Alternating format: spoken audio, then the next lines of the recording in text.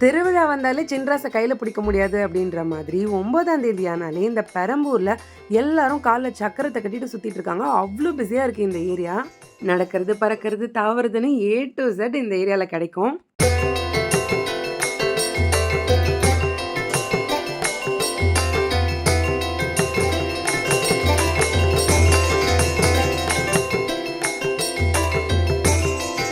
எல்லாமே எல்லாரும் வாங்குற மாதிரியான அஃபோர்டபுள் ரேஞ்சில் தான் கிடைக்குது.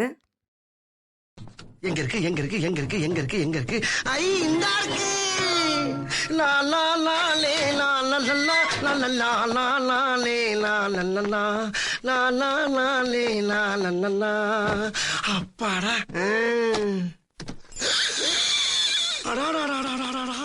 இது வந்து பெரம்பூர் கேரேஜ் லோக்கோ ஐசெப் சம்பளம் கோசம் உருவாக்கப்பட்ட சந்தை. இது ஒரு வயசானவர் சொல்றாரு, அவரு 8 வயசுல இருக்கும் போதுலேருந்தே இந்த சந்தையை பார்த்துட்டு இருக்காராம்.